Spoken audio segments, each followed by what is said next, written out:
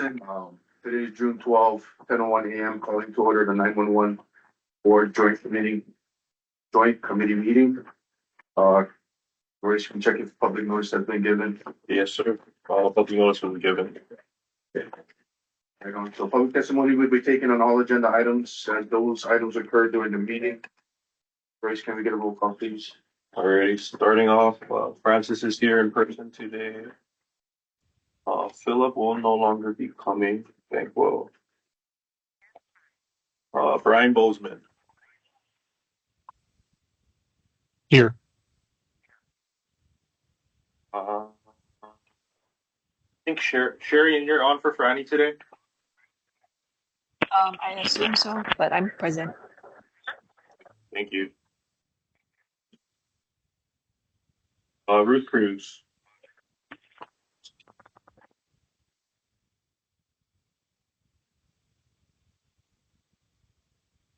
Stacy is here in person today. Carla Even. I'm here, thank you. Zachary Fernando.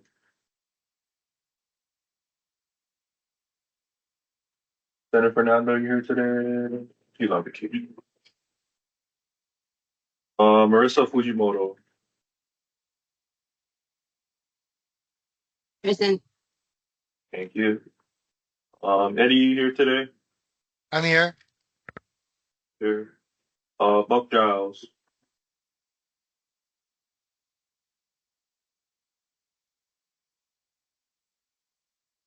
Liz is here today in person. I see Sherry online from Mission Critical. Julie from Keys. Wayne Rasa. I'm here. Thank you, sir. John Holland.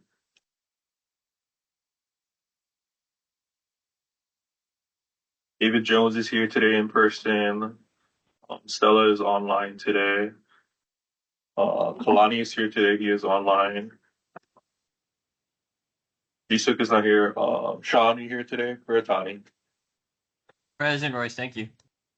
Thank you. Matt is here today. Captain Kurihara in person. Kurt Logger.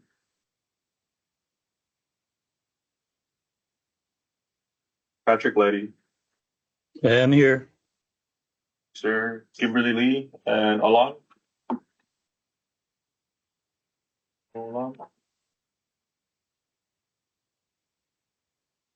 Shelby Lewis.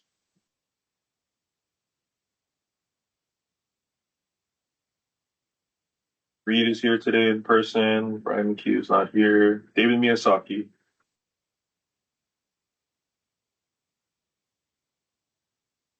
Andrew is here today in person. Sherian is here. Tamara Neal. Present. You. Greg, are you on now? Greg Okamoto? Yeah, sorry, I had to call in. I can't get I can't access to the link, so I called in. Okay. Thanks, Greg. Zach is having that same issue, so the kid keeps getting kicked out. Oh, okay. Maybe you can try and resend after. Yeah. Lauren Okamura. Lauren, you here today? Hey Royce, this is Buck with Ocean Safety. I'm not sure if you called my name, but I was having the same problem with the link, so I had to call in as well. Okay. I got you, Buck. Thank you.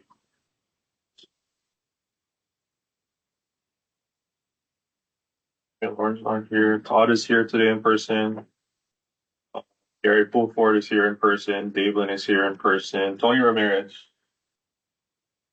I'm here, sir. Thank you. Jeffrey. Yep, Jeff is here. Thank you, Jeff. Megan Riley. Yes, I'm here. Thank you. Kelvin Sung is here today in person. Lavina, are you on? She's not here. Not here. Tennyson, are you on today? Yes, thanks. Royce. Osceola is here in person, and Tony Velasco. Present, Royce, thanks. Tony, are you having the same issue too with the link? I got on right. I just rebooted and got on. Thanks. Okay. Give me 1 second for.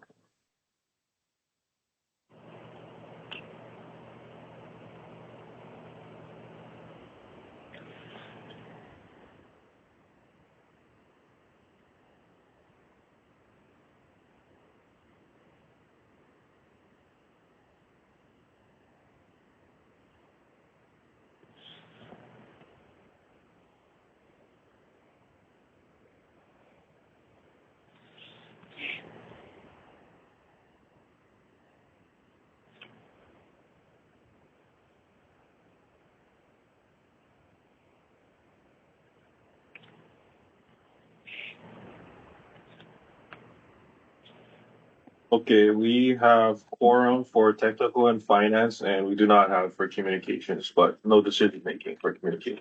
Yeah, thanks, Joyce. So can everyone take a moment to review the May meeting minutes? And when you guys ready to have somebody for a motion to approve that.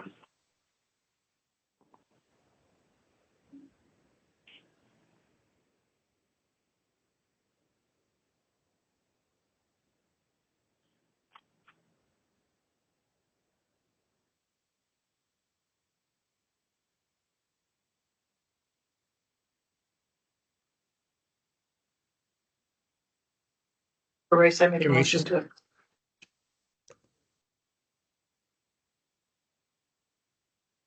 Can I get a second?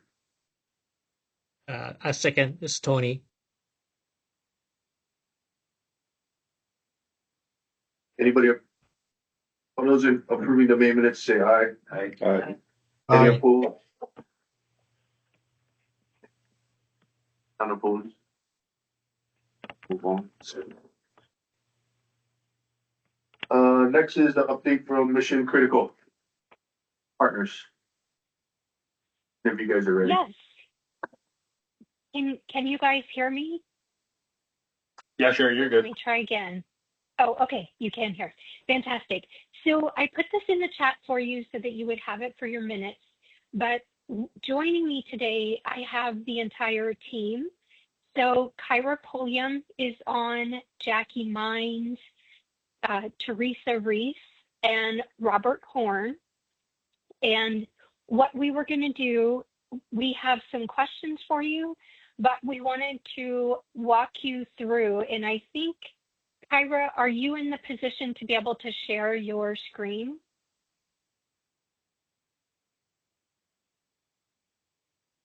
Yes, ma'am, working on it now. Okay, thank you so much. We wanted to walk you through the recommendations that we have from the report. So while Kyra works to share her screen, I'll just give a little bit of a reminder. We broke this up into sections, and so Jackie and I had a conversation with Royce to talk about the state level governance portion of this. We also, of course, reviewed your legislation and reviewed some other documentations. Hawaiian Tel shared with us the tariffs that they have. And so we looked at a lot of documentation, had an interview with Royce. Then Teresa Reese and I had a couple of conversations because we had a lot of questions, and we met with Hawaiian Tel and Entrado. And I believe I shared with the board the last month that I was very appreciative of Brian Bozeman and Francis. They were great. They put up with all of our questions. Brian really came to the table prepared with a lot of the answers. And we then had that second call to finish our discussion with them. Robert, I'll let him talk to you, but I believe he had at least one conversation related to the GIS. And then Jackie and Kyra had a conversation with each of the 5 primary answering points and I believe the joint center. So with that, Kyra, if you want to jump to that next slide, keep us honest, but when we kicked off this work with you, we discussed what your goal was with this work. And so you wanted to develop a cost estimate for what it's going to take to get you to true in-state NG 911.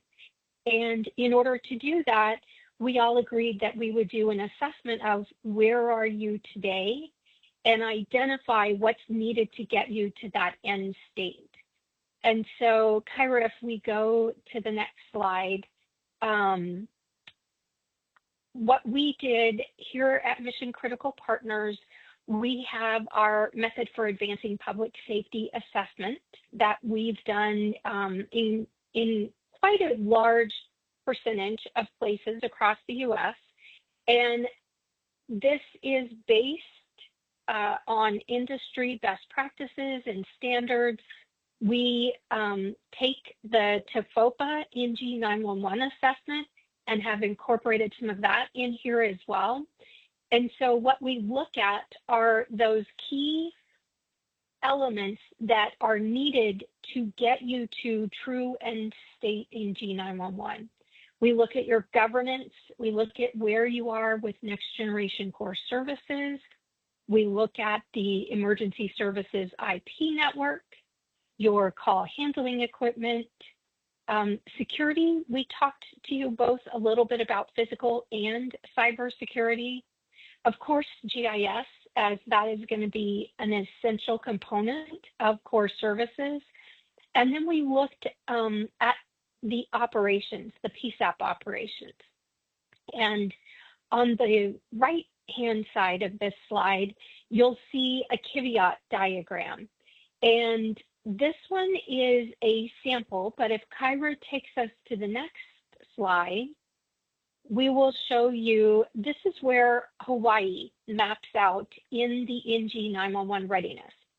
And I want to say, I know it might look bad because, you know, it is mostly in the red, but I want to say all that means is we're just identifying for you, here are the gaps from the legacy environment to get to the NG 911 environment. So I don't want you to be discouraged by what you're seeing in this diagram.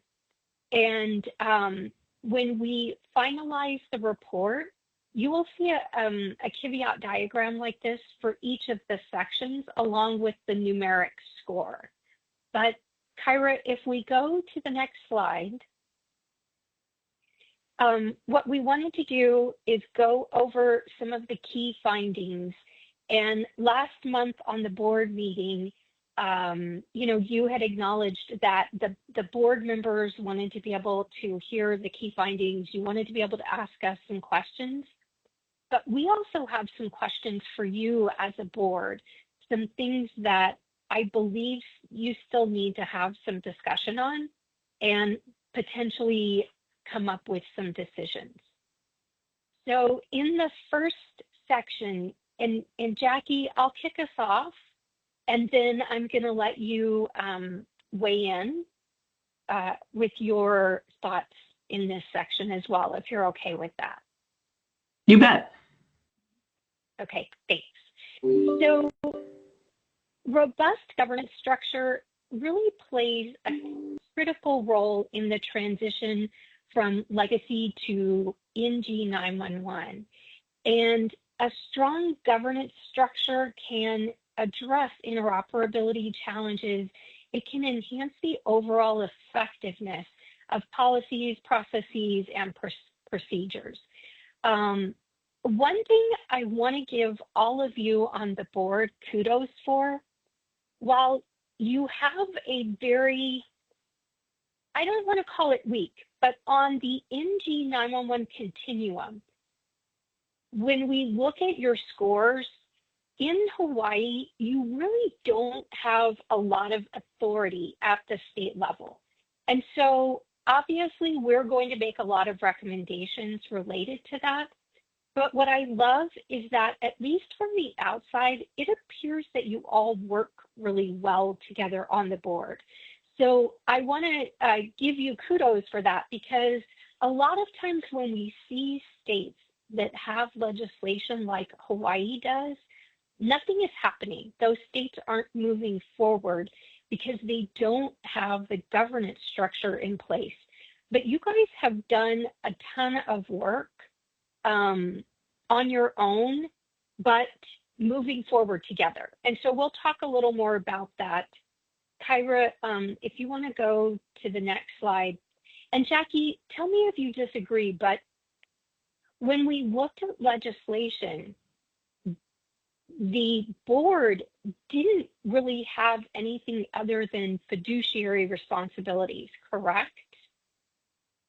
Yeah, that is what it looks like on paper, right? And so that doesn't necessarily mean that boards with similar types of language haven't gone on to establish additional work groups or build a strong strategic plan for 911 or for Next Gen 911. You know, that is something that if you have good support from your locals, and you think that it's the right thing to do, I think you are in a position where there's nothing that would prevent it necessarily. So I think it's kind of one of those things where, depending on your level of, support among the local PSAPs, among yourselves, if you want to take a little stronger stance, we have seen that before with boards with similar language. Yeah, great point, Jackie. Thanks. So in the report, Jackie and I are going to have a couple of recommendations related to the legislative language. But the bulk of these recommendations that you see here: establish a joint working group to share and develop documented policies and procedures and best practices. You don't need to change your legislation to be able to do that. Within the board, we think it would be helpful if, and you've already, I think, got a structure somewhat set up to do this, but we think it would be helpful if you had some state level policies in place that you could all agree, this is what we all want to adhere to and follow. We also recommend that you, go ahead, Jackie. Sorry, I was just going to jump in and say where I've seen this to be very helpful is if you pull a working group together with your PSAPs and they start sharing their documented policies, their best practices, their procedures, they will run with it and get consensus, because what they're really looking for is, yeah, we want to do things similar. We want to find out and share who's doing what and adopt those if possible. So I think that will happen, just with bringing a group of interested parties together. And then the next recommendation we had was for you to create a technology and operations strategic plan, including a vision and mission. So Royce, when we talked to you, I know you said that you had a strategic plan for the budget, for the finance, right? But we think it would be helpful if all of you had one, and really we're giving you a lot of the recommendations out of this report that you could use to incorporate and create that strategic plan with not a lot of effort, right? You would need to perhaps brainstorm a vision and mission statement, but I think it would be fairly easy for you to take the findings from this report and incorporate them into a strategic plan. Okay. And then the other thing that we definitely wanted to highlight, and I think Jackie and Kyra might bring this up again when we talk in the operations section, because that is focused more on PSAP operations, but we really think, again, with coordination from each of the PSAPs and your vendor, right, Intrado and Hawaiian Tel, you should create a state level continuity of operations plan. I know you've seen several instances where you've had natural disasters, you've had, the horrible fire.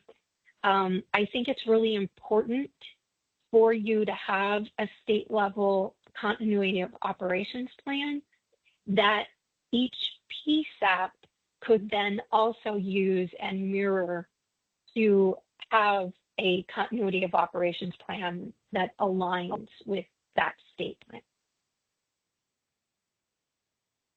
Did someone have a question, or Jackie, did you want to add?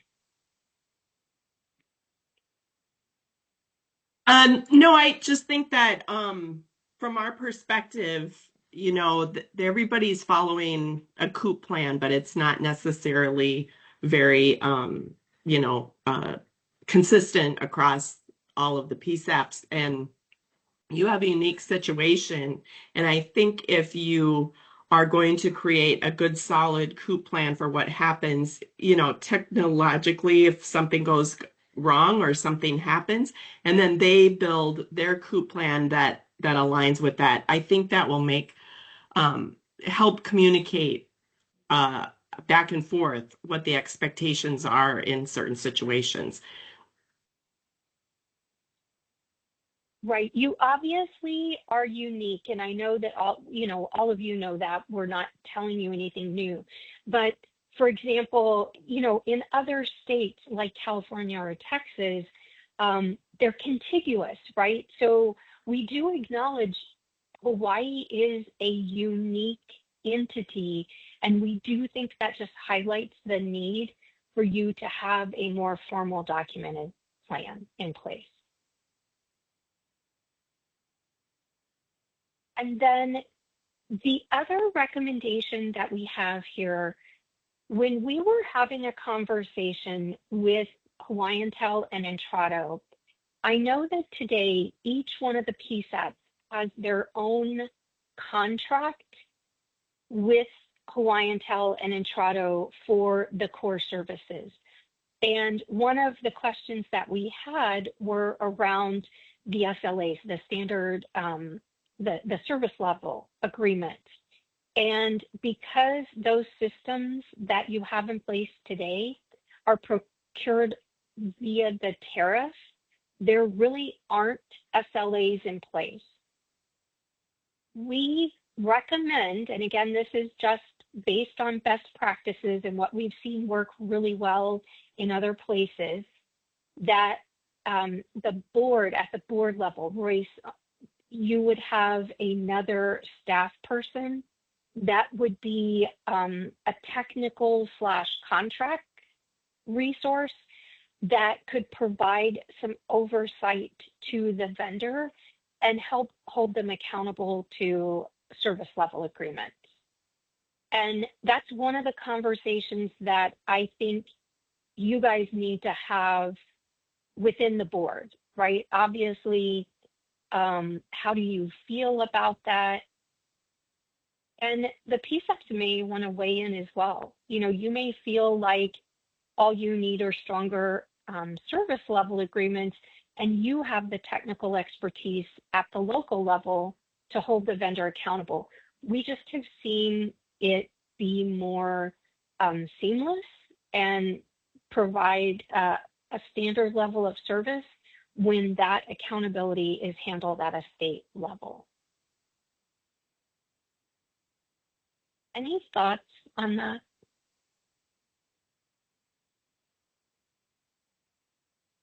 I had a couple questions on your recommendation. So the first one, establishing a joint working group. Are you talking about like a project management team for the integration to NG 911? No, we're talking about a working group or a committee that would have representatives from each of the 911 centers, and you could share the policies and procedures and best practices that you're doing at the local level, and come up with a recommended best practice, right? And let me give you an example. Handling text to 911 messages. You may have 3 different PSAPs that have 3 different policies on how do we process text 911. We're recommending you form a working group, review those 3, and perhaps come out of that group with a single best practice that maybe combines aspects of each of those 3 policies and says, hey, in Hawaii, let's all agree this is how we want to handle text 911 calls. Jackie, do you have another example?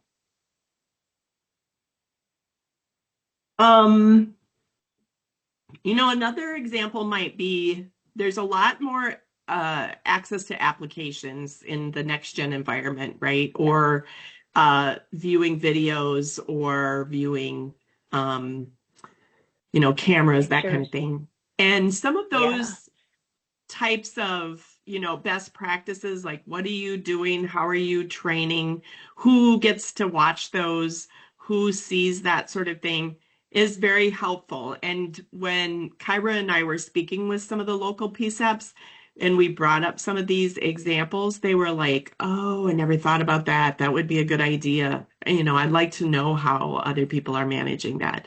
So I think, food for thought. These don't have to happen right away, but as new features and functionalities come out in a next gen environment, it is really helpful to have some consistency across the islands. Got it. I understand. That sounds like a very good recommendation.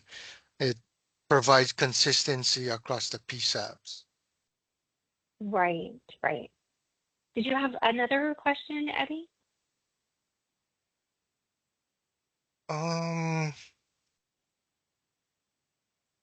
For the COOP plan, that's for perpetuity, right? It's not just for a short term. I don't know if I understand your question. So, continuity of operational plan, that gets, say the PSAPs come up with a plan. So that's reviewed like periodically and it stays in the plan forever going forward. Correct. And the industry best practice is that you exercise your plan once a year, right? So you have a tabletop exercise, and we've had clients who did a tabletop exercise on a pandemic.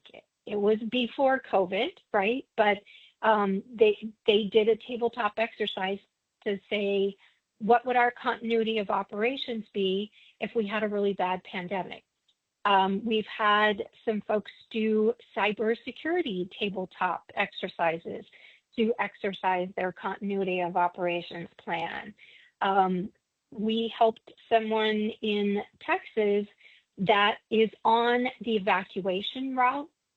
So they did one that said, okay, if Texas was hit by a hurricane, our 911 center is on the evacuation route. So we would be impacted by all these people coming through. And they did a tabletop exercise to exercise their plan.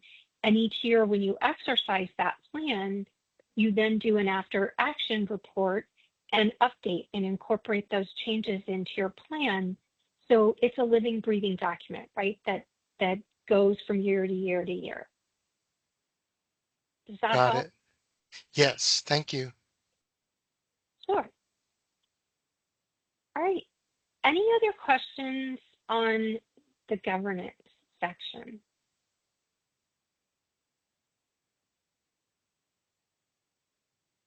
Sherry, this is Devlin. I have a question.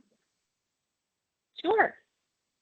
In regards to the working group that your suggestion is your first one, with text to 911. Not all the PSAPs have the same capability. How would we write something like that? So you're saying you don't all take text to 911?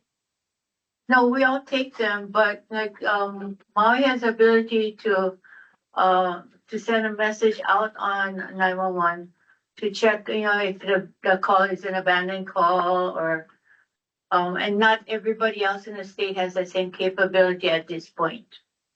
There might be that in the future. So I was just wondering how would we write something like that? Yeah, that's a really good question.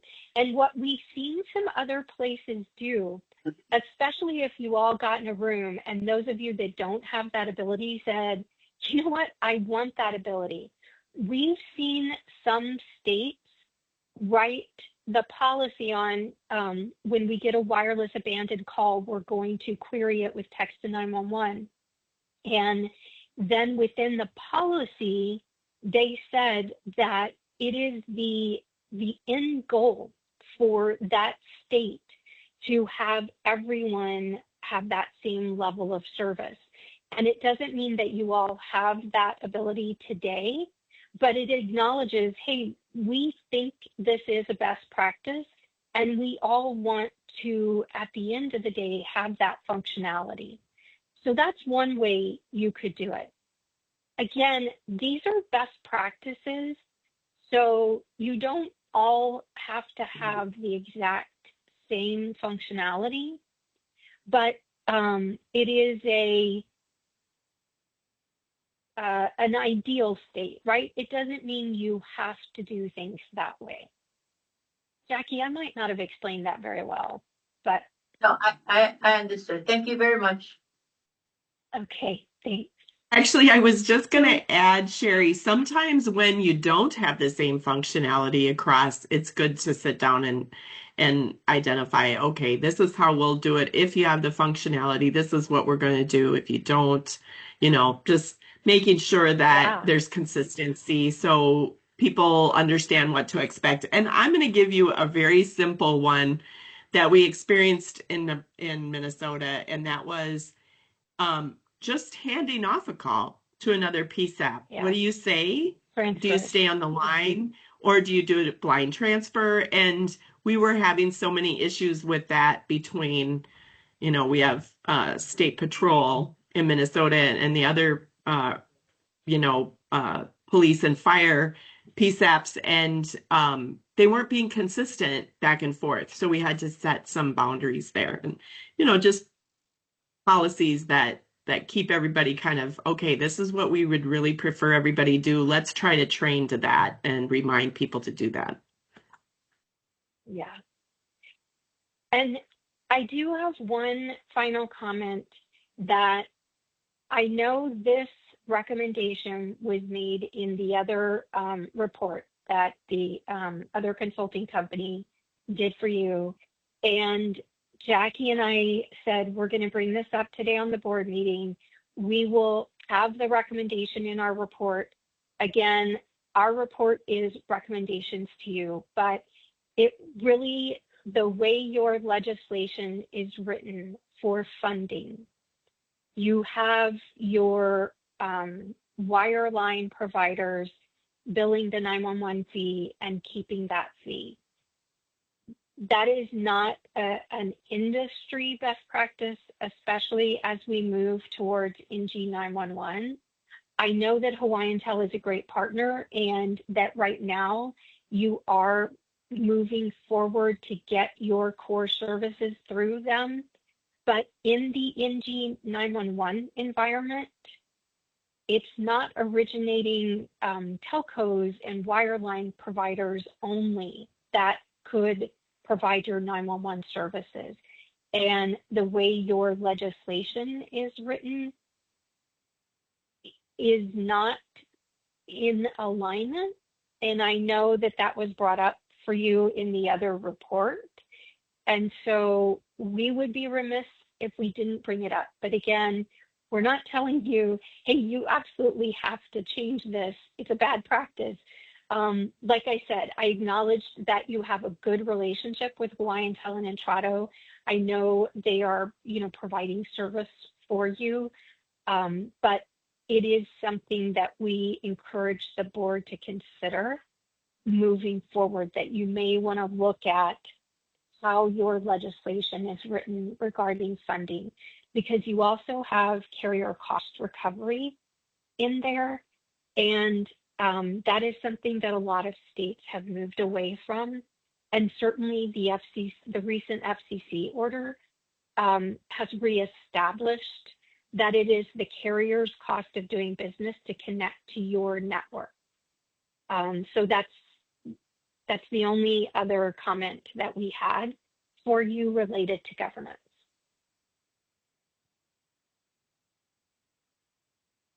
All right. So and Terry, if you are still on, I'm going to let you take the lead on this one. Oh, okay. Sure. So as Sherry mentioned, we had some very constructive discussions with the Francis from Hawaiian Tel and Brian from Entrado about the state of the NGCS, and you'll see in a minute the Emergency Services IP Network deployment. But what we're trying to do through this assessment is to look at kind of what the requirements are and the capabilities are that are required of a next-gen 911 solution, and in particular, this section focuses on the next-gen core services. And so what we're looking at is trying to assess the opportunity to evaluate the performance and ensure service delivery across all PSAPs across the state of Hawaii. So that's sort of in general what we're looking for, or what we're trying to assess in this process.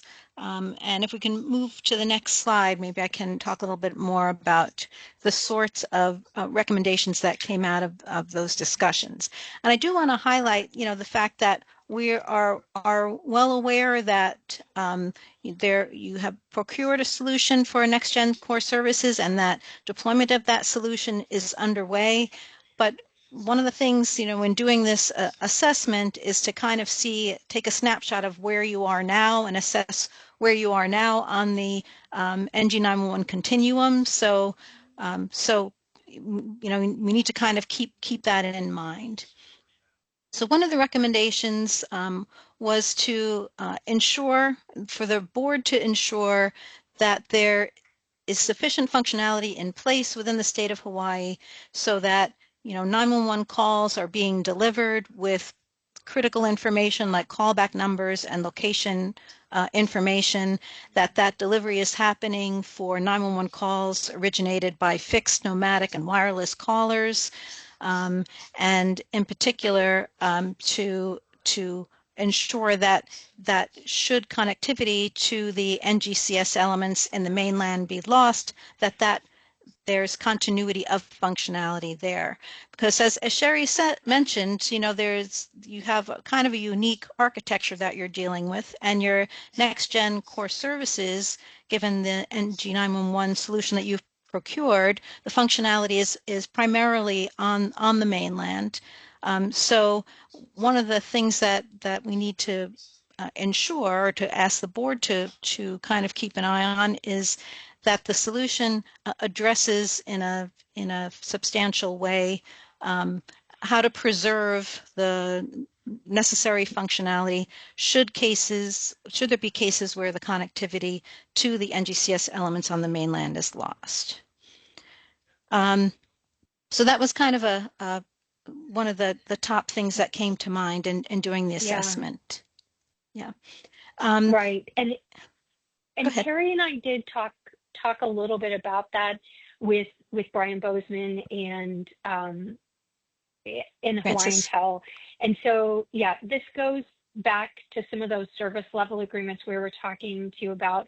But more importantly, we think you should have discussions with Hawaiian Tel and Entrado about what is our fallback plan, what is our backup, once we transition to the new NG 911 system if we lose connectivity to the mainland. The next two recommendations are really just, getting at the notion that the board should ensure that the solution that they're implementing for NextGen 911 is, I3 compliant, so standards compliant, and that, there's a recognition that there's going to be a transition period during which the originating networks and the PSAPs may be legacy, and that the solution addresses both this transitional state and end state NextGen 911 in terms of delivering 911 calls with the appropriate information. The third one is along the same lines, but this has to do with should you need to alternate route calls or transfer emergency calls, that you also need to take that into consideration, the fact that you're going to have transitional environment for a while where your I3 compliant functionality may need to interact with other legacy functionality for both the initial call delivery and for alternate routing and transfer of emergency calls. This notion again of service level agreements, that was something that came up in our discussions about the next generation core services, and the need to develop SLAs that will improve the state's ability to hold the solution providers accountable and to also ensure consistent system performance and service delivery. And then from the perspective of being able to kind of monitor the solution, that you want to verify that your solution is supporting industry standards with regard to reporting and monitoring, so that you have visibility into the system health and metric tracking at both state and local levels. So these are some of the recommendations that came out of the analysis that we've done on the next gen core services. Sherry, anything you want to add to that? No, just that, like I said, we know that the Intrado version you're moving to does meet all those I3 compliance issues, but we are capturing that, right, to make sure, I don't know, if for some reason next week you all decided we want to change providers.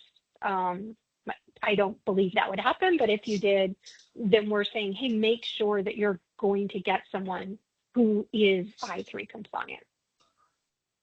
Right, and it's just also to have an awareness of where your solution is with regard to compliance with industry standards. Okay. Yeah. Should we move on to the next slide? Yeah, please. Okay, so the notion of an emergency services IP network. So this is kind of the transport network that underpins the next gen core services. This is the transport infrastructure that the NGCS sort of rides on. And we had a set of questions in our analysis that addressed the ESI net, separate from the next gen core services. And so if we can move to the next slide, we can look at some of the recommendations that came out of those discussions. And again, we have this notion of survivability, coming up with a survivability strategy to ensure the ongoing delivery of 911 calls and data, should you have connectivity issues. With the latest regulatory activity from the FCC, their report and order related to facilitating the implementation of NextGen 911, one of the things that you'll need to consider going forward is the fact that based on that order, the originating service providers are going to need to start delivering 911 calls to the ESINet using session initiation protocol or SIP signaling. And the report and order allows for kind of two flavors of this. They call it something called basic SIP, and then the fully I3, standards compatible SIP signaling. So one of the things that you want to kind of keep an eye on or have a better understanding of is that this process of having the originating service providers evolve from, legacy 911 call delivery to this SIP, basic SIP, and then next gen compliant SIP 911 call delivery happens in accordance with all the timelines, et cetera, that were established by the FCC report and order.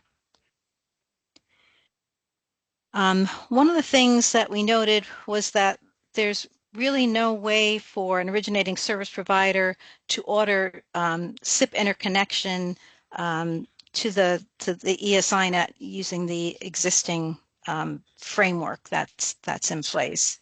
So one of the recommendations is that we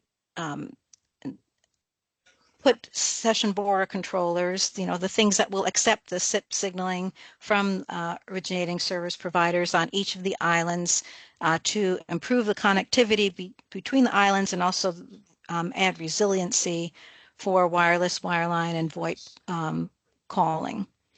And also a kind of a additional thought tied to this same idea of supporting SIP interconnection or IP interconnection from originating service providers is, to maybe go back and take a look at the tariffs or that are in place and determine whether some modifications to those tariffs or some additional contracts need to be put in place in order to facilitate the connectivity of originating networks to the ESINet using IP points of interconnection.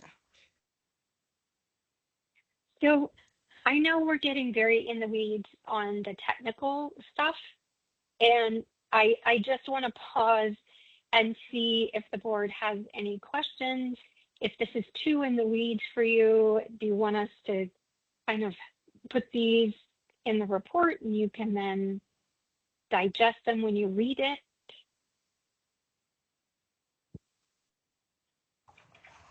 Hi, So this we're is gonna- Alana from. Oh, sorry. Are we gonna, so we're gonna receive a written report? Yes. Mm-hmm. On our Yes. copy Yes. report? Yes. Yeah.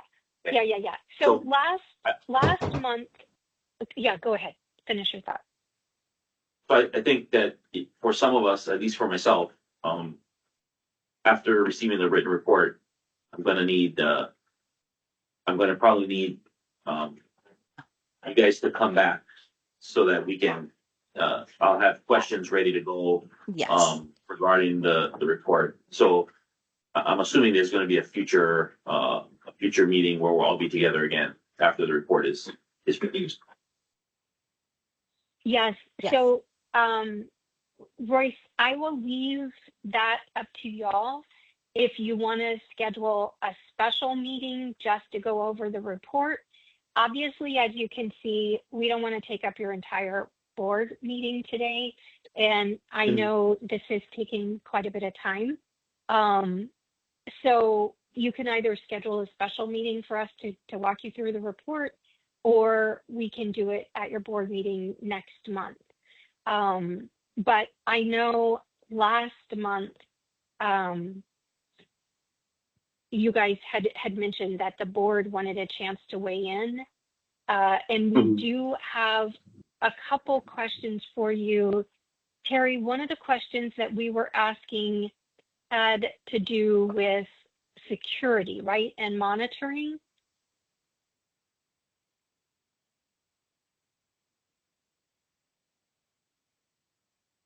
Terry, if you're talking, you're on mute. Sorry about that. Yes, there were a couple of questions that we had wanted to bring up. One had to do with whether or not the board wanted to have or wanted to support proactive monitoring, whether the at the kind of the state level, whether you wanted to have, visibility into some kind of proactive monitoring capability. And if so, what type of proactive monitoring would you want to see for risks and vulnerabilities? Was there something, special that you would want to see in place? So that was one aspect. And the other question that we had to do with cybersecurity considerations, and in particular, trying to find that question right now. Oh, whether the board wanted to have a role in assessing the procured NG911 solution for cyber vulnerabilities. So, does the board want to have, monitoring capability, and does it also want to play a role in assessing cyber vulnerabilities?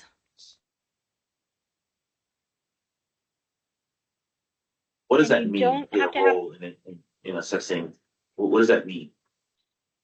So Intrado and Hawaiian Tel, Intrado as your core service provider has the ability, and they've done this in other states, they have the ability to provide you a dashboard. And so at the board level, Royce, you would be able to see, and Brian Bozeman, feel free to yell at me if I misrepresent what you provide, but they have a dashboard that allows you to see the network. It allows you to see the policy routing information. It allows you to monitor what's going on with your NG911 system in Hawaii. You would have some insight into statistics, call volume, things like that. Yeah, Brian, and the question, Bozeman, did I keep that? No, sure, you're absolutely right. We have our customer management portal and standard reports. It isn't available today, but once we move to this new system, it'll be available. And then there's an add-on feature, I think, Sherry, you kind of mentioned as well, that shows a network level, right? The bandwidth utilization, the operational statistics of the routers themselves. That's usually an optional service, but we do have those capabilities for sure. Right. And we think there's value. Oh, sorry, go ahead, Terry. No, I was just going to say, and part of the question is, whether you want that visibility into that, kind of at the state level, or whether that you're okay if it's maintained at sort of a local level. So it was a question not only of the capabilities, but sort of at what level you wanted to have access to that information. So what are we talking about? We're talking about having this dashboard up in Royce's office with all of the different PSAP statistics. I mean, is that what we're talking about? If the statistics would be aggregated, right? So he'd be seeing Hawaii statistics, right? He wouldn't necessarily need to look at, like, here's Honolulu, here's Maui. He'd be looking at an aggregated, here's the health of your system. Here's, statistics. He'd have the ability to pull reports. So once a year, the FCC does ask for states to submit data to them. They want to know at a state level how much call volume do you have? Where are you on the NG transition? This would allow you to pull some of those reports yourself instead of going to every PSAP and saying, pull your data and send it to me. All right. I had a question on that dashboard. Can it drill down to PSAPs, or it's just system-wide? That is a conversation that y'all could have with Intrado. I know, and again, Brian, I'm sorry if I misstate, but I know it has that ability. It's something that you guys can all decide if you want to have that. Okay, so in that dashboard, let's say there's a system failure, does it timestamp that and send an alert? It doesn't provide any notification or alerting today. It's more of a, you know, if you're viewing the dashboard, you can see historical data and live data. So if you're having network issues, you're going to see that on the dashboard, and it's going to kind of light up that, it'll go from like a stoplight, green, yellow, red, and if we're having problems, it's yellow or red. But there's no notification. It's not meant to be a notification tool. It's more of a visibility into the network. I see. Sounds expensive. This is Francis. Brian, is that the dashboard we talked about a couple of years Yeah. ago as we moved to? Okay. Yeah, the executive network dashboard. It's the kind of a network specific, but and again, we can show demos of this and schedule some time to do demos if you guys are interested in this. Just to show the different capabilities and you guys decide what's right for you. Yeah, we had asked for a network dashboard from Intrado, and I think that's what they're talking about. It gives us kind of insight what's happening real time within the network. Okay. How many years ago did we ask for this? Like 2 or 3. But it's actually, to be fair, it's dependent on us getting to Viper 7 and some of the 911 configuration. So we can't get. It's not We can't get it available until today. we go into Viper. Yeah, well, because we'll have more insight into the platform itself. Okay, thank you. That's what Intrado told me. Right. So sorry. Terry and I didn't want to, we don't want to send you down a whole rabbit trail, but that is something that we think the board should consider. Sorry, my laptop just died. We think the board should consider, whether that's something you want. And then the other side of that is, it is an industry best practice. I believe it's recommended by CISA that you have a third party do a cybersecurity assessment of your system. And so the question is, do you want to have that done at a state level, or do you want to say that's the responsibility of each CSAP to do that level of cybersecurity themselves? So again, not a decision you have to make today, but that is something for all of you to consider.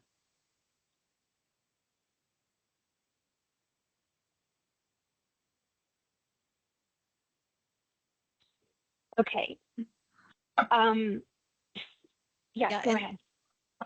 So in the interest of time, how do you want to proceed? Well, I know there's a lot that's what more. I was just going to say. Yeah. I think what I'm hearing from everyone, and because we are an hour in, if y'all are all okay with this, I'm going to suggest, why don't we pause here for today, and we will get you the draft of the report, allow all of you to be able to read the data that goes along with these recommendations that we have. And Robert or Kyra, unless there's something in particular you needed to ask the board today before we finish writing, I'm going to suggest we let them digest what we just gave them, but then we'll get them a draft of the report and then have another call. I don't think that Jackie and I had any additional questions directly of the board or suggestions directly of the board to cover at this point. Robert? The only thing that I wanted to point out early and often is that the relationship between the GIS vendor providing services for the state and the 911 authorities across the state is truly amazing. I have never seen anything like it, quite so dedicated from a vendor perspective. Usually we see a lot lower scores when we have contractors providing that service across the state. So I was pleasantly surprised in the conversations at the Passion and completeness of the work that's being done. Any shortcomings that are highlighted in the report that's forthcoming, I just wanted to call out that those are just because we're not working to next gen standards yet, but they're getting close already. So while the report may look like it is critical of the relationship, I wanted to preface the report by saying that it is a fantastic relationship and they're doing a great job. Yeah, I mean, Robert asked for information. I don't think you had barely hit send on the email, and I saw responses coming back. So it was impressive. We had so much stuff to comb through, and the documentation was spot on. The data was where it needed to be. It was very refreshing.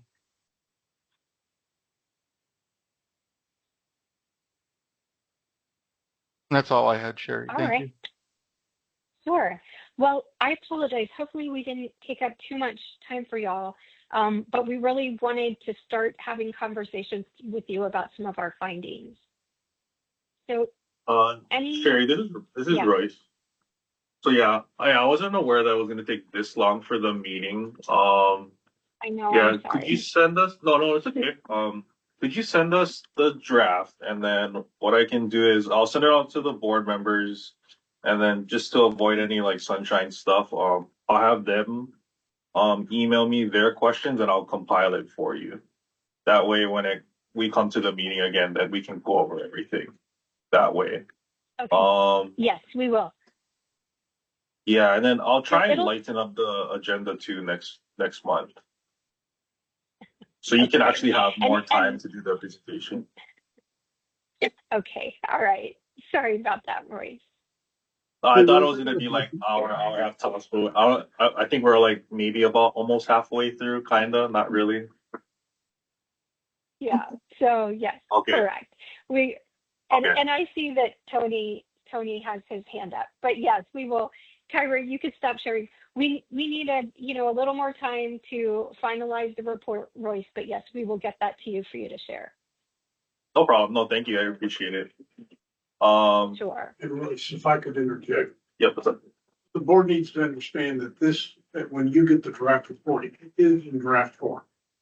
This is your opportunity, number one, to consume it, to digest it, raise questions, but it's also part of this is when you validate what you're reading. Because remember, you are the ones closest to this data and to this information. We're not necessarily asking you to validate the recommendations we make, but we certainly are asking you to validate the data that goes behind those recommendations. Because again, you're the ones closest to this. We are not as close. So that's also goes to part of reviewing this draft document. So it very much is in your interest to digest it, raise your questions, but ensure that it accurately depicts the realities under which you're working. Thank you, Chris. Oh, thanks, Dave. Tony, you had your hand up. Just a quick question, because I think it's a great idea to send the draft report out. And I do preface the word draft because we know there's still a lot of questions. But I was just wondering if we could also get a copy of the presentation. To me, there was no surprises in the report. I think your report is spot on. And it would just be nice to be able to go through the rest of the report. And if we have any, or from the presentation, and if we have any questions, maybe we can forward those all into the technical committee, if that's possible. That's fine with us, Royce. We can get you a copy of the slide deck. Okay. Yeah. I can send that out to everybody, and then we can go from there. Okay. Good. All right. Thank you, Royce. Thank Thank you. you, everybody.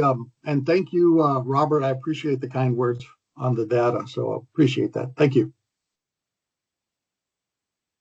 Sure. All right. Well, I'm going to tell my team that usually at this point I drop and let the board do the rest of their business. Okay. All right, Thank you for Very having good. us. Thank you. Thank you, guys. Bye-bye.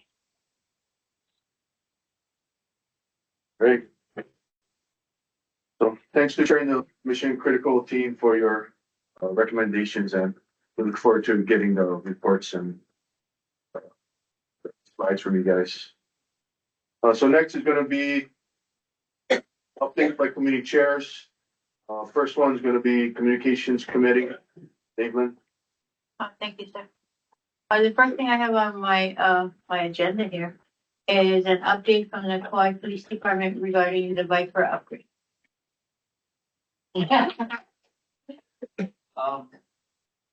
Update, we're still getting used to the system. Board has been, really good going out anytime we need anything, they've been doing that part. And it's just getting used to the Viper.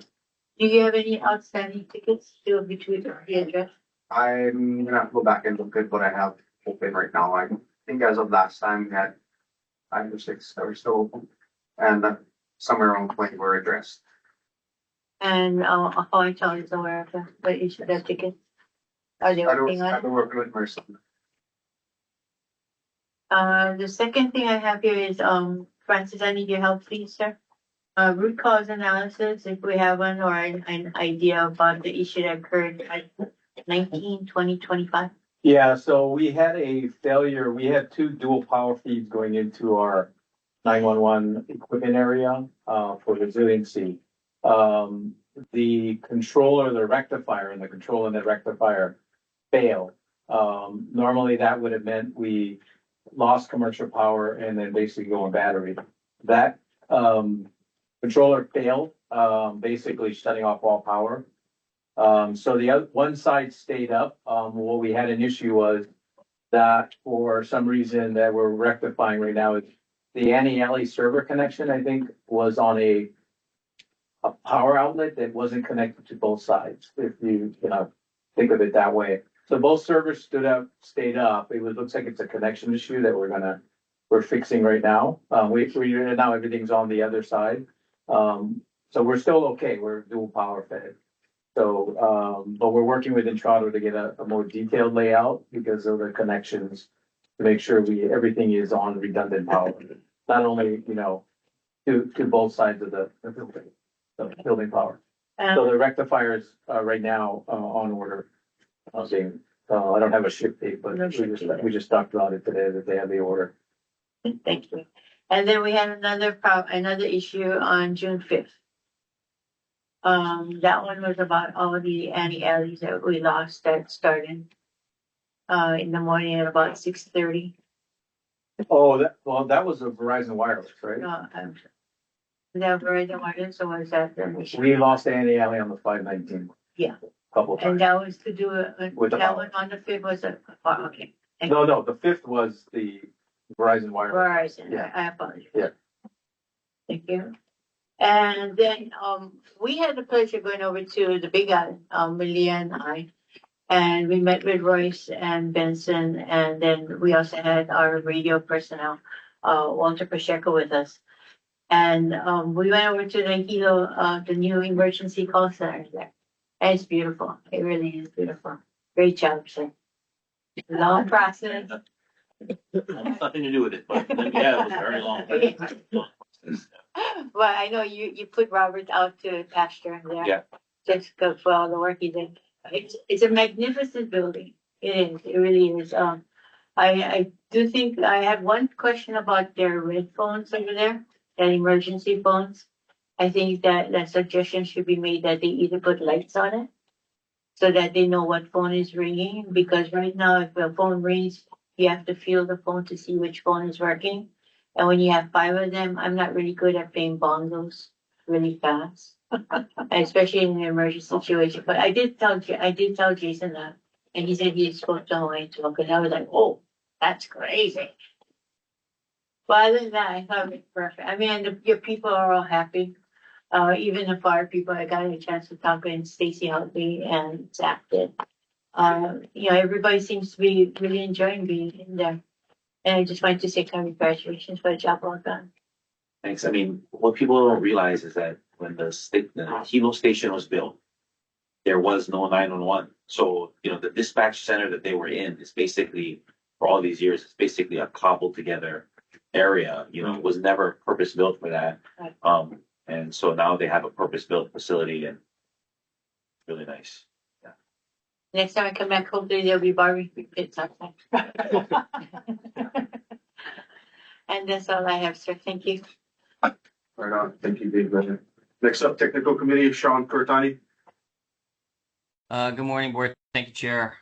First up is an update from the conference attendees, which was myself, for Central Square Engage that happened on April 27th to the 30th. Wanted to thank the board for the opportunity to travel to Florida for this conference. I always get a lot going to these to our CAD conference.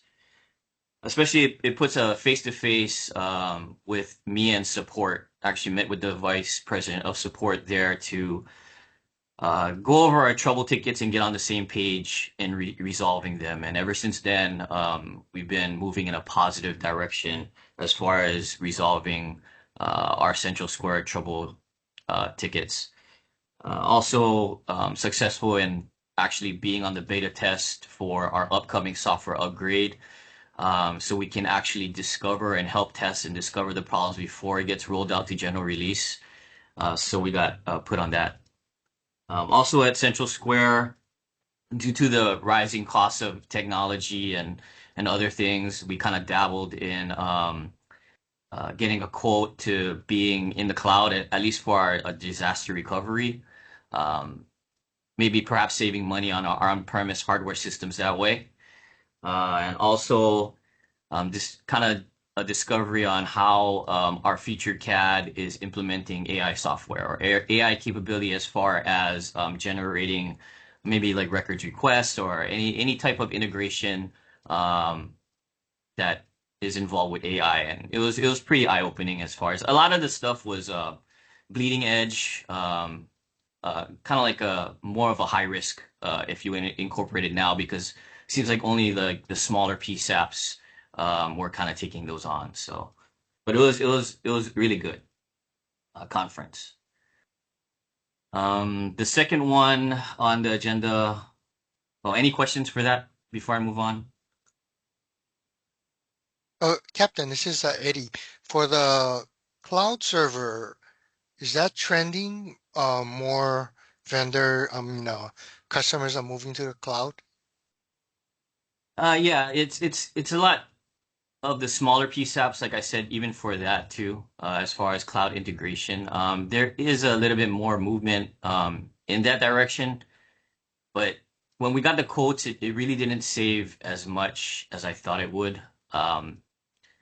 And maybe because I mainly focused on it being a DR solution for us, because I still wanted to keep my on-premise system for production. So a little bit, I think it just maybe needs a little bit more time, at least for my analysis of it, maybe a little bit more time to watch and see how it develops. Got it. Thanks, Captain. I mean, Chief. Sorry. No worries, Chief. Okay, if no other questions, the second one was the discussion of Hawaiian Telecom Master Agreement renewal delay. So HFD has been out of contract with Hawaiian Tel since June 30th of last year. We've been trying to negotiate this new master agreement. We went to budget, and they're trying to negotiate that with Hawaiian Tel. It's been a long process, but unfortunately, it doesn't look like it's going to get approved anytime soon within this fiscal year. So I put it in Royce's ear that not only HFD, but at least I know for sure all the Honolulu County PSAPs, such as EMS and Ocean Safety as well as PD, is probably falling into that same category. So asking to encumber 2025's funds, and maybe we can discuss this later on, but that's the reason why we're going to ask to encumber 2025 funds, if possible, to pay for fiscal year 25's in Hawaiian Tel fees for the Intrado. Any questions on that before I move on? John, this is Francis. Is this the master service agreement with the county or the CSPs for the seats and other services? I believe it's the CSPs for the seats. Okay. Okay. Yeah. We'll follow up. They should be in our sales folks, and we'll kind of light a fire on it. I was going to ask what I was thinking was the MSA, but we'll light a fire under them. I understand what they ask is now the timing. Thanks, Francis. Yeah, thank you. And Chief, to encumber it, can you get an invoice and then we can encumber that funds? Sure. I believe we're in the process of getting that completed. Perfect. Thank you. Yeah, I just got an update that our legal is reviewing it. We should get an update by the end of the week. Oh, perfect. Thank you, Francis. Yeah, you're welcome. Okay, and the last one, update regarding Intrado's upgrades, text translation, dictation, and video calling. So the PSAPs had a meeting. Basically, is a lot of the technical committee members, the PSAPs had a meeting about what Intrado could offer as far as text translation, dictation, and video calling, and some other features. Just wondering if it's going to be part of that new equipment and software or software upgrading that we've been receiving along with the SCC mapping. But we discovered that these features are all a la carte. So we've received some quotes. I believe a lot of the PSAPs also received quotes on Intrado's feature upgrades. So it's pretty much up to the PSAP whether or not they're gonna initiate those or some other third-party vendor that I know a lot of people subscribe to. So yeah, that's pretty much that. I just wanted to make sure that the technical committee did some kind of investigation as far as is this feature going to be part of that system that we're going to be upgraded to, so we don't have to expend extra monies for third-party software that does the same thing. So it looks like all of these are going to be a la carte, so at least we're better informed that we can go out and procure the things we need to in the future. Any questions on that? Okay. Moving on, I don't know if Rebecca is here, Lieberman, to update the board or the committees, on the legislative portion. No, Sean. Rebecca's not here today, and she doesn't have any updates. Okay, perfect. Next up, I guess would be the finance committee. I'm done with my section, Chair. Thank you. Right on. Thanks, Chief. So up next, finance committee, Senator Fujioka. Thank you. Good morning, everyone. Calling the Finance Committee to order. First thing up is review of our monthly year-to-date cash flow.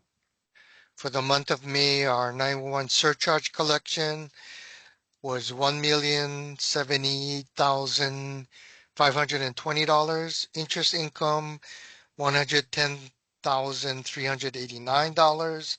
Total receipts for May was $1,188,909.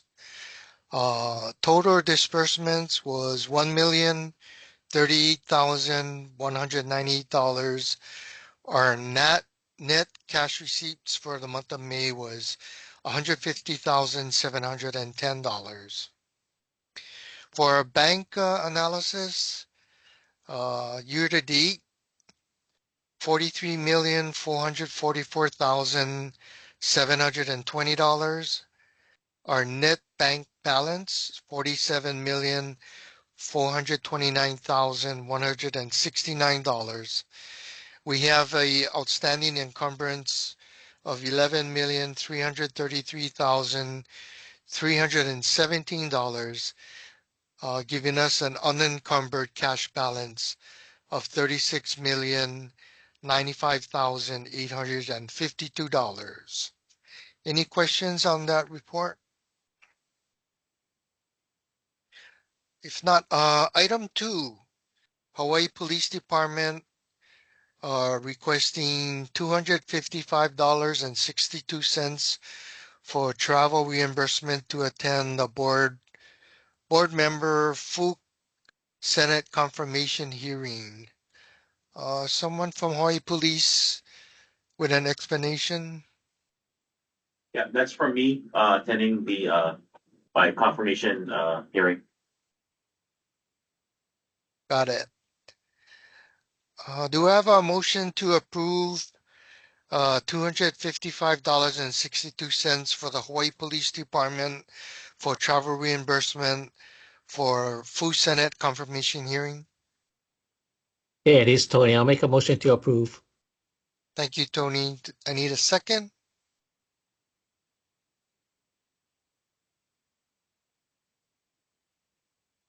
This is Francis, I second. Thank you, Francis. All in favor, say aye.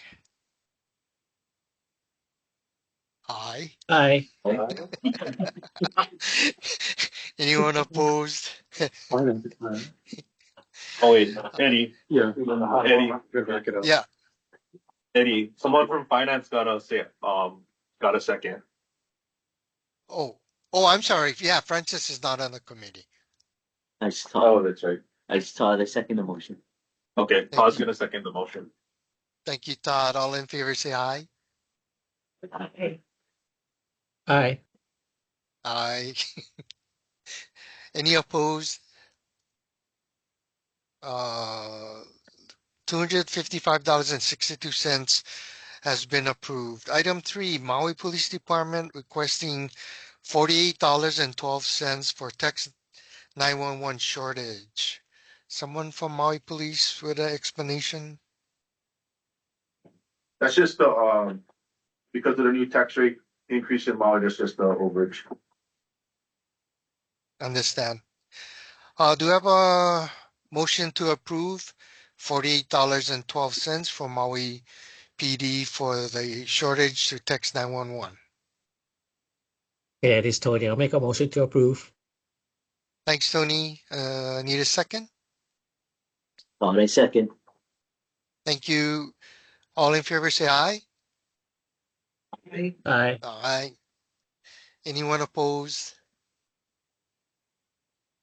$48.12 has been approved for Maui PD for the text to 911 shortage. Item 3, Executive Director requesting $107.64 travel-related costs to conduct inter-island PSAP visits. Royce, you have an explanation? Yes, so I wanted to bring Benson along with me. So he came to all 3 islands with me. Originally I only had budgeted 1,000, so we did pretty well. We only went over about $100 with him attending as well. But thank you everyone else. Stephen was able to drive us around on Hilo and Maui, so we didn't have to pay for any Uber. But yeah, that's all I got. Eddie. Thank you, Royce. I need a motion to approve. I'll make a motion to approve. This is Tony again, Ed. Thanks again, Tony. This is Todd. Yes. This is Thank Todd, you. second. Thank you, Todd. All in favor, say aye. Aye. Aye. Anyone opposed?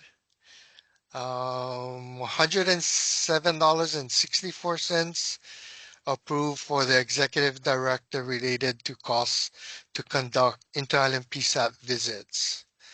Item 5, executive director requesting $25,000 for fourth quarter budget and finance revenue assessment shortage. Royce, you have an explanation?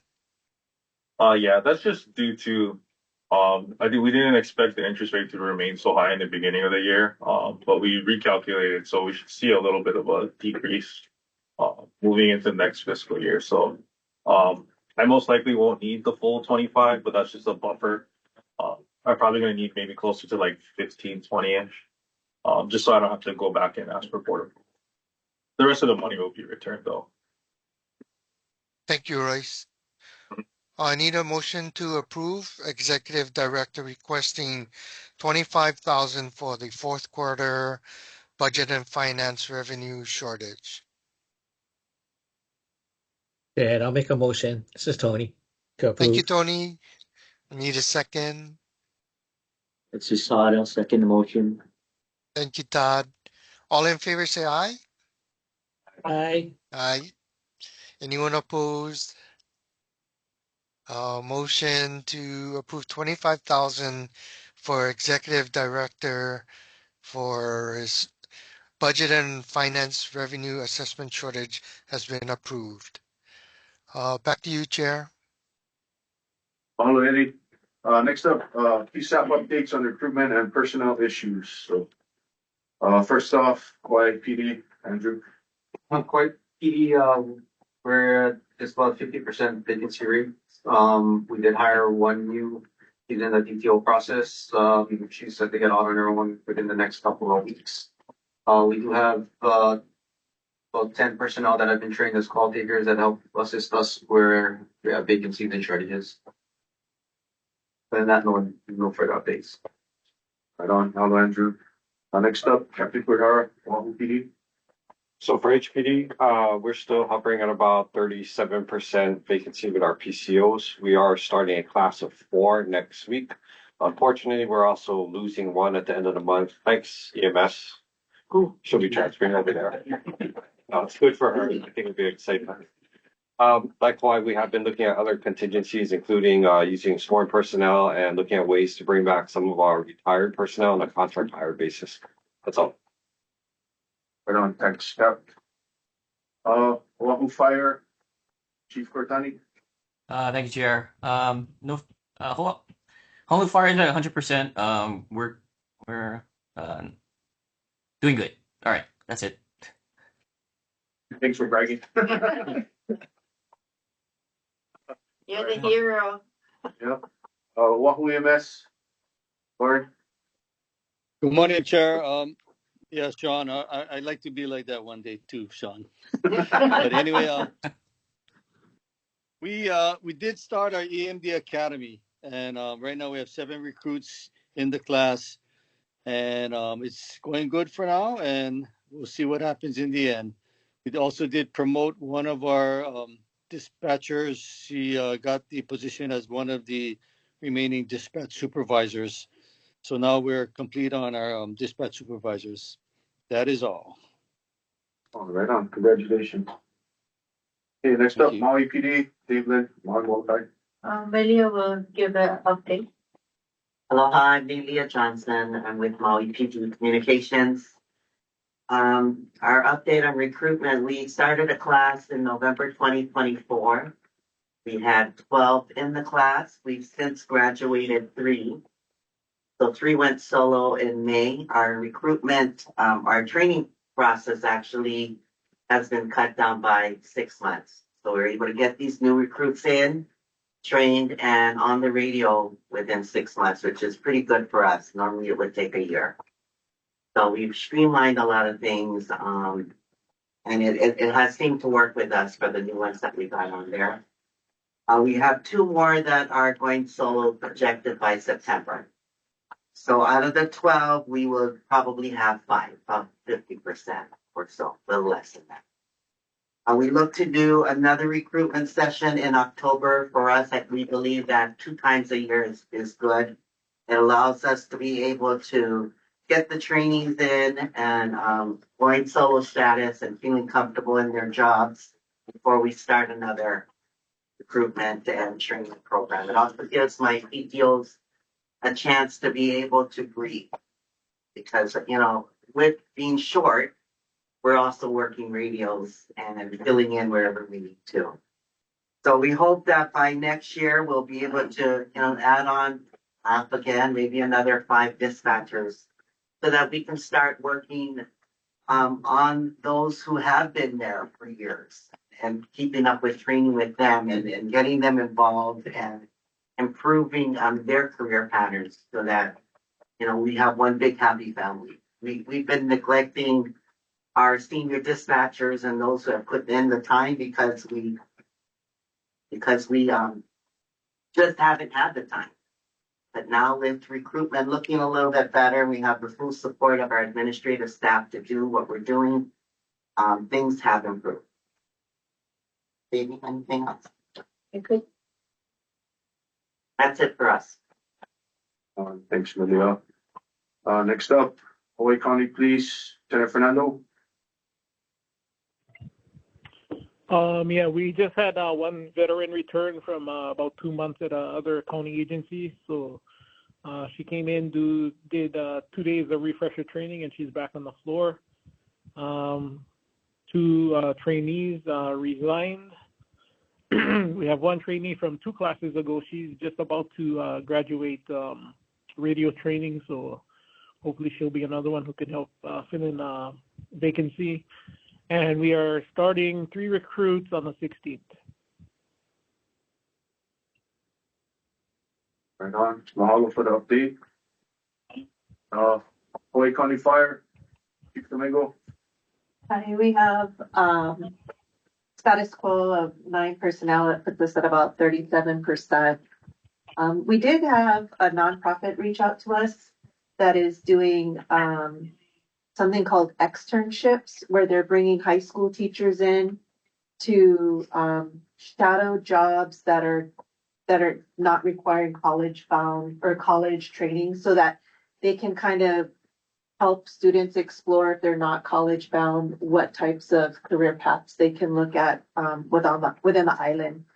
So Lieutenant Fernando and I will be hosting some teachers for this externship education opportunity, hopefully to see if we can kind of trickle that down into the schools so that some students who are not college bound can see this as a career path, potentially. That's all. Thank you. Thank you. Thanks for sharing, everybody.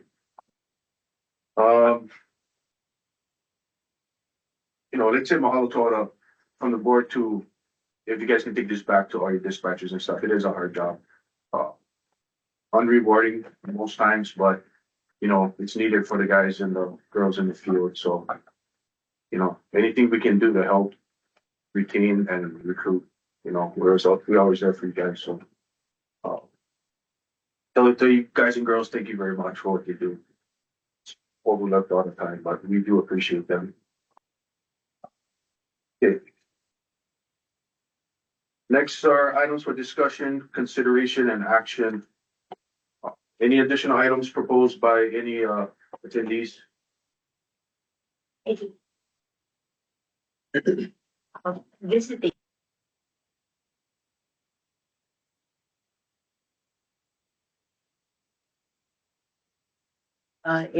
we have a discussion between all the PSAPs about the issue that we're getting with Hawaii Tel about our business line. That all of us have admin lines in our 911 center. And to me, anything in a 911 center is an emergency. I do not see the admin line as a business line. It is called, we do get 911 calls that comes in on that at the same time as they call 911. We all know the culture of the state. Most people are ashamed to call and report an incident. So they'll call another line where they think that nobody will know who they are. To them, they're embarrassed to share the information. But in this process that they're asking us to do, is now they want us to call a number to report the issue with the phone, which comes on the same screen with Entrada and 911 now, right? Everybody has the same equipment. And then after we document that and we get a ticket number to escalate it, because it's an emergency, we need that phone, we have to call another number. And then we have to wait until somebody answers the phone and then give them the ticket number, and then they'll escalate it. We also have to wait for response time. I don't think that's right. I think that's something that should be discussed. I don't like having people tell me that, oh, you need to call another line to report this. We've always had great service from Hawaiian Tel. Anything to do in the 911 center is considered an emergency. I think all of us throughout the state is going through the same problem because our phone lines are intertwined with our 911 lines. It should be something that should be discussed and looked at. I really truly don't think that we should be calling another line by twice. And that takes one person out of the loop. Well, sometimes we're waiting on a call. I believe when they waited 12 minutes for the first time she had to call for them to answer. On the second one, it was the escalator. You know, the first call is usually answered quite fast. It's just, and we normally go and escalate it because it's part of our 911 center. Because if they don't call on that line, they're going to call on 911. So if we can have a discussion about that. Yeah, I'm all for it. I think getting with the PSAPs, one of the things on the admin lines, historically, they all have been, how they connect up to the 911 system has been different. Some of them go through the county PBX to 911. Some of them go directly into the Viper platform with no equipment. Maybe, understanding how, if there's a standard way of connecting them all up will help. But I take your feedback. I'll take it back to the team. It's not our group, admin lines are not, I understand admin lines, over the past several years, I've seen them as part of the public safety answering process, whether they're, regardless of whether the FCC sees them as a 911 line, people call them and they get transfers, et cetera. So, yeah, I'll take that back. And it is the kind, we've always had, whenever we had an issue in the center, we always called Hawaiian Tel, right? And Hawaiian Tel, the service has always been spot on. Yeah. And in recent months, it has degraded. So we want to get you guys, we want you guys to get back our service. Yeah, I think part of that is just from my perspective is that, with the loss of some of the key folks on the VSP last year and across the company, they've changed some of the model in terms of all customers calling in. Yeah. Have made some changes. And but that would be really great if I was working in an office. Yeah. And then I would grumble and do make the call out, but for a 911 center, I don't think that's proper protocol. Yeah. But Okay. if you don't mind. Yeah. Thank you, sir. I'll take it back and see what we can do. Now it's all I have. Thank you. Some things need to be heard. Great. Bring it up. Okay, next announcements, future virtual meeting dates, Thursday, July 10th, 2025, combined meeting. Thursday, August 14th, 2025, same thing, combined meeting. Same times, 9 to 12. Future conference dates, just remember 3 months advance approval required. NINA conference, June 21 to the 26th, Long Beach, California.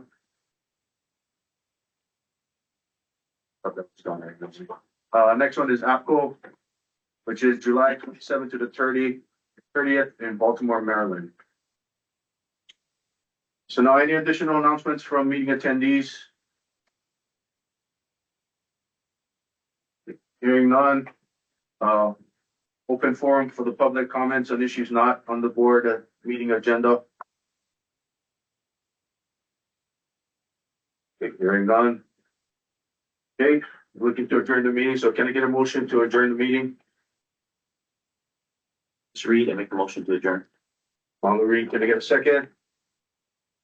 As low as I said that. Thank you, Liz. All in favor of adjourning the meeting, say aye. Aye. Any opposed? Thank you. Meeting is adjourned. 5 minutes. 11:45. Be back. Ready to go. Right on.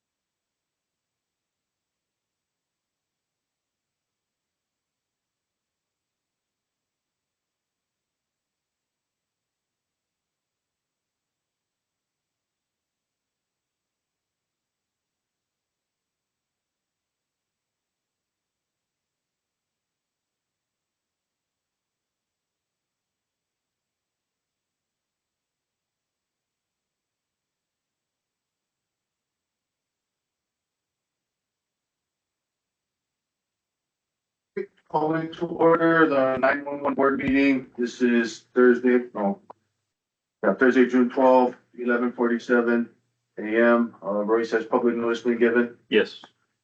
Thank you. Public testimony will be taken on all agenda items as those items occurred during the meeting. And Royce, can we please get roll call? Yep. Starting off, Francis is still here. Philip, I got you down from last time. Are you still here? Philip Bankwell.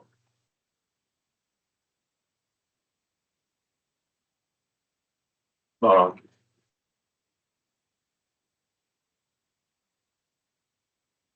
on. Next, Brian Bozeman.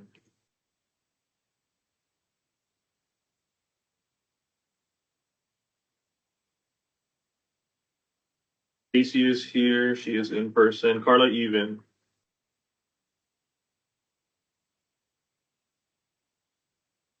Lieutenant Fernando. Here, I'm here.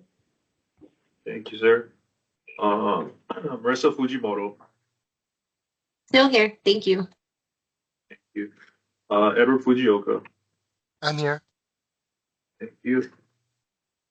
Eddie, is the connection okay for you? I know you messaged in the chat. Yeah, I minimized the screen and then I could see it, but full screen, everything was frozen. I'm good now. Okay, thank you. Buck Giles. Present, thank you. You.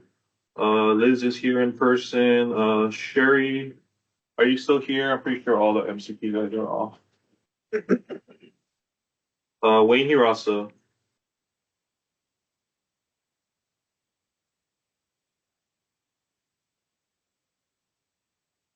David Jones is here in person. Stella, are you still here? I know you're at the hop Yeah, on I'm late. still here. I'm still here. Thanks, Royce. Okay, thank you. Kalani is still here. Here. Let's see on that page. I'm here, Royce. Thank you, sir. Sean Kuratani. Still here. Thank you. You. Matt's here in person. Patrick Letty.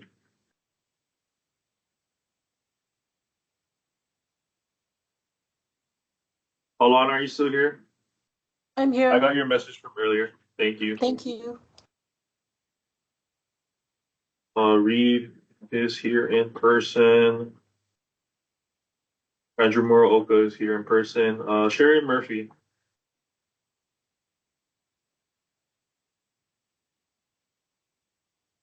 Here. Cameron Neal. Greg Okamoto. Yeah. Yeah. Lauren Okamura. Here. Thank you. Todd is here in person. Barry Pulford is here in person. Davelin is here in person. Tony Ramirez. Still here. Thank you, sir. Jeffrey.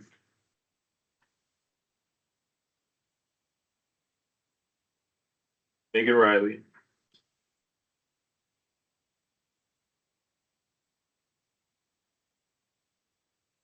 Alvin is here in person. Jennison is here in person now. Kayla is here, and Tony Velasco. Tony, that's you. He's here. Okay, give me 1 second. Sorry, my mic was off. I'm here. Hey, Tony. I got you, Tony. Thank you.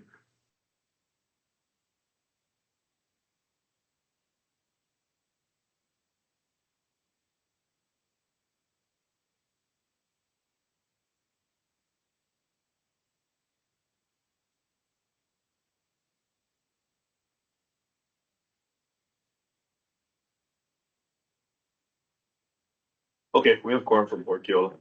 Okay, right on. Thanks, Royce. The camera a little frozen on our side. Can you ask if somebody on their end can see? Is our camera still frozen for everybody on the viewer end? The ones that joined virtual.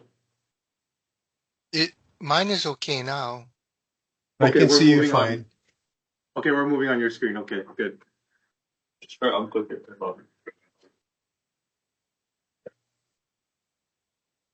As long as they can see, it's okay. Just let us know if the thing stop moving. We're really still. Okay, so can you guys take some time to review the May meeting minutes? Then, when someone's ready, looking for a motion to approve.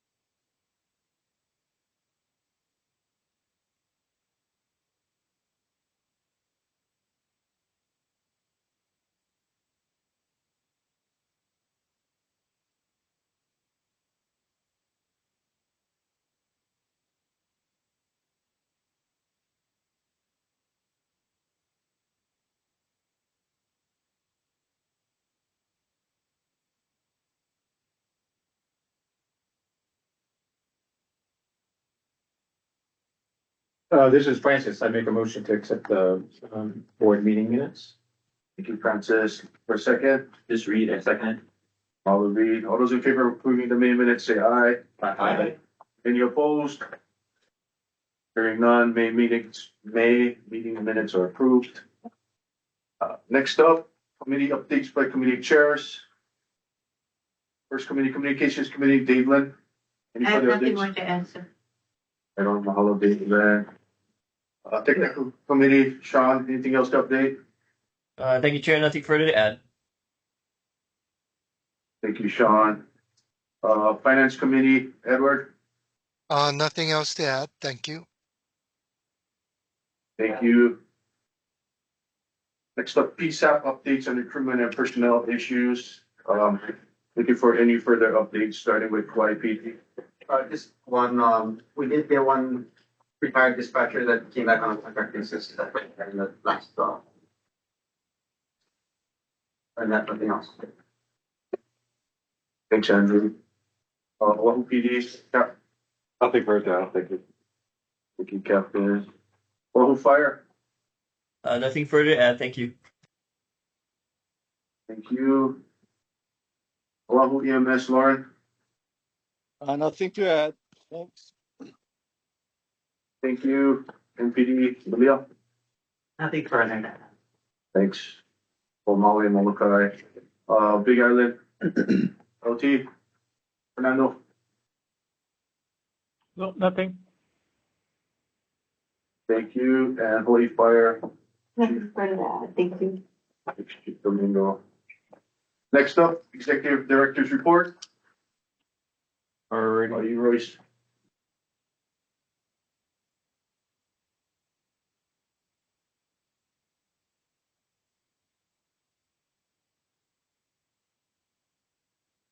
You share screen? Yeah. Yeah. Can someone on the virtual one to verify if they can see the presentation, the slide deck? Yep, I can see it. Yeah, we're just having some technical issues on our end. I think that's what Todd was mentioning. You can see it? There's a screen on here. Let me see if you do.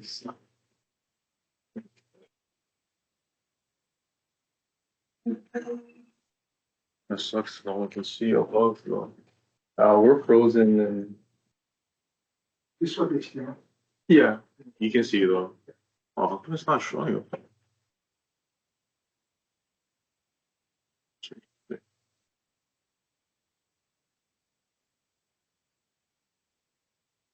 So just look from here. Yeah. Okay, so I'm just gonna go over some of the updates to the budget. Nothing changed on the highlight slide. Just as we discussed before. In a little bit, I will be asking to amend the travel policy that we made.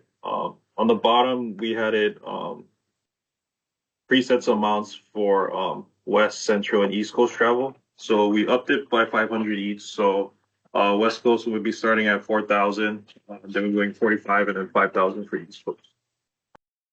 Budgeted for. Um, let's see. So,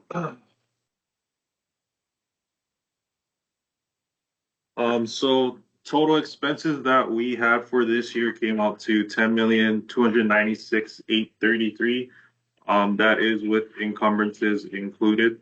I wanted to show it on this slide as a whole. So current encumbrances added this year, which will also be the 2 million that we set aside for the NG911 transition. So total encumbrances added is $4,756,019 for fiscal year 2025. Encumbrances that we paid down this year came out to about $3,375,962. And unused encumbrances returned to the board came out to about 650,000. So that leaves us with outstanding encumbrance balance of 15,361,483. I will be working on submitting the encumbrance claims by the 25th. I talked to everyone already about their encumbrances, but just to be sure, before I submit it, I'll double check with everybody again. Believe that was all the major changes. As you can see here, I did include the request that we will be approving shortly after this for the board approval. So I do have the shortage for the BNF assessment already in the budget, just so you guys can see, and then also Reed's confirmation hearing. Also, Maui's request for the text to 911 is already included in those two. The only new update to the budget was from HFD and EMS. It was for their VMware. I know Sean saying that he got a quote. I know they used to do it annually, but they said that they would have to go into a 3-year contract. Sean, I don't know if you wanted to talk about this a little. I think that was the only major change for you guys. Yeah, that's correct, Royce. We just got word, and this is mainly from EMS Chief Lauren Okamura, that they're going to move from a 1-year structure to a 3-year structure. So this is a reflection of that. That's it. Thanks, Sean. Other than that, I believe all of the budget remains the same for the outer years from 26 to 2030. The actuals have just been updated from the sheets that you guys gave me to include the actuals that were actually spent down this year and the encumbrances as well. Did anybody have any questions? I'm not too sure if everyone had time to look through all of the slides to make sure that the numbers are correct. I know, Sean, did you want to take a look at yours that you sent in? Yeah, I gotta look at the numbers and what you the edits, and yeah, it was fine for me. Okay, Lauren, was all the edits okay for you? Yeah. Did anyone have any questions on the budget? It's pretty straightforward this year. There wasn't too many new requests. I believe the only new request was for the rapid SOS community. But I believe Oahu is gonna be all getting that. It should be fire, EMS, and police. And then I know Hawaii and Hilo are all interested in getting that as well. But you guys can request that next year if you guys want to. But I think it would be good to see how Oahu likes it first before. Okay. Yeah. Other than that, any questions, anybody? Royce, this is Eddie. Since there was a change to the VMware for EMS and fire, that means our cash reserve balance changed, right?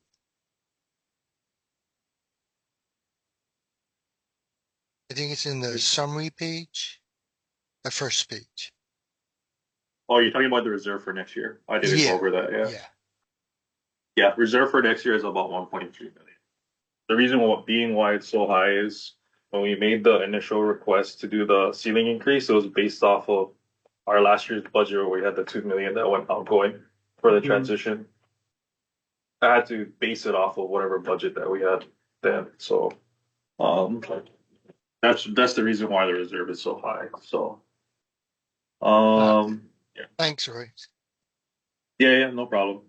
And then I don't know if you guys noticed, but the encumbrance pay downs for next year are gonna be, I'm hoping it'll be relatively high to clear those out as fast as possible. We cleared out most of the outstanding ones. I know Maui, we're gonna finish up your guys' one next year. And then I believe HPD, you guys have your guys with Tony for the GIS. Your guys' contract is out next year, 26. So we gotta get you guys caught up as well. Other than that, Eddie, you got any more questions? No, that's it. Sorry, the encumbrance was, so that'll address that 17-18 that we see. Which one are you looking at? The pay down, no, the pay downs are addressing encumbrances in 17 and 18 that we see on the. Yeah, and the 2026 rate. You're looking at the 9.5. Yeah. Yeah. Okay. All right. So a lot of those is some of the older contracts. I think they have like for like their CAD login recorder, and then these are all back like 2020, 2021. Okay. Yeah. All right. We just cleared out Kilo's one, 2015. That was a long time ago. Okay. But that was just due to name changes. That's why that contract wasn't paid out. A lot of them have to do with name changes. Not so many reasons before the service or the contract wasn't completed. Yeah. Any other questions? Good. What's next on the agenda? Thanks, Race. Yeah. We have one more, I think. Yeah, in our LMP visits. Oh yeah, we kind of touched on this already, but yeah, I just want to say thank you to Davelin for giving us a ride around Hilo and Maui, and then Andrew also gave us a ride around Kauai. So it was nice to finally see some of the faces that I usually talk to all the time. Even the people in Fiscal that I haven't seen in a long time. Actually, I haven't seen in a long time, but I haven't even seen before, man. But I talk to them all the time. But yeah, I just want to say thank you to the board, for the opportunity, and yeah. Thanks, Royce. And the agenda items for discussion, consideration, action. So the first item is the board approval of amended 911 travel board policy. 911 board travel policy. This is just an increase rate race to the amounts of Yeah, it's really on the screen. Now you can scroll all the way down, but it's not. I don't know. Ours is bugged out on this side, but all I did was change the East Coast to 5,000, and then it goes 45 for Central, and then 4,000 for West. Other than that, no other changes. Okay, So any more discussion on this request? If not, can I get a motion to amend the 911 board travel policy to include update cost limits for travelers? Just Reed, I make the motion. Thank you, Reed. Can I get a second? Mr. Francis, I second. Thank you, Francis. Any opposed?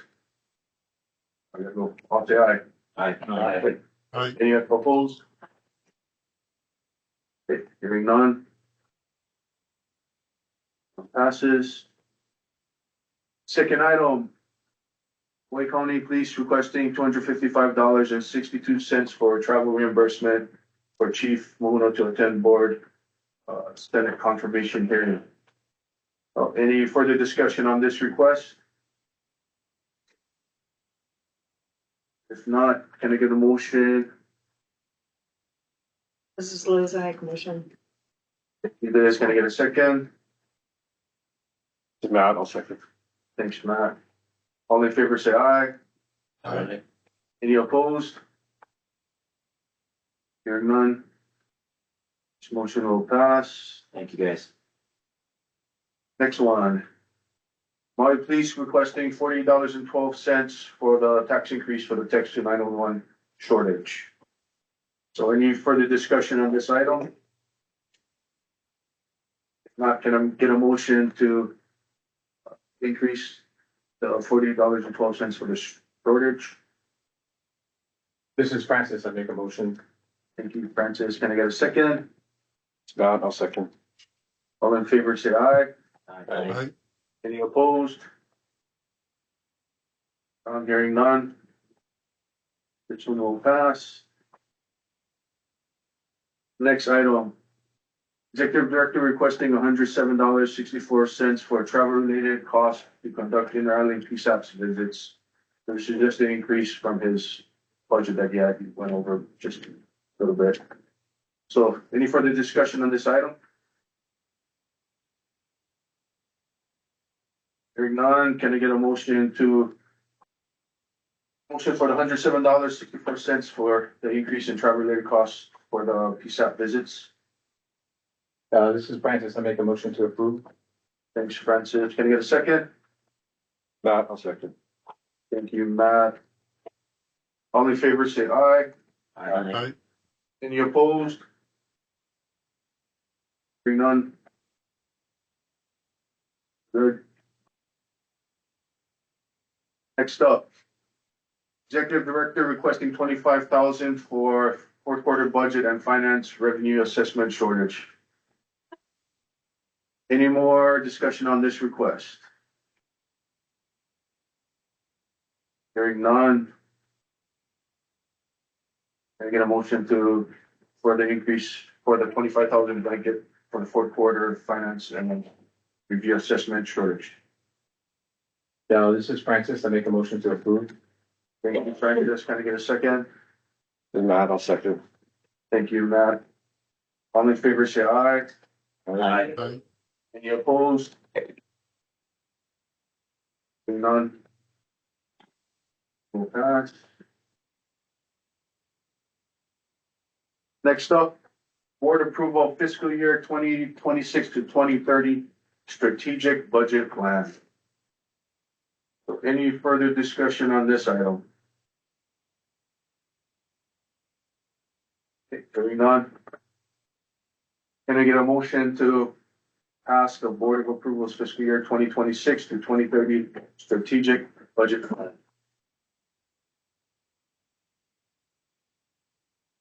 This is Francis. I make a motion to approve the 2026 to 2030 strategic budget plan.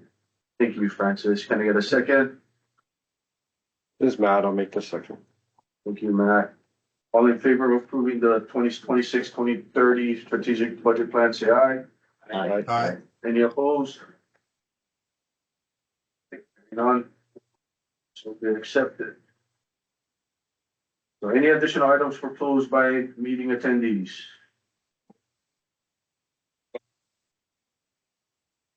Hearing none. Announcements.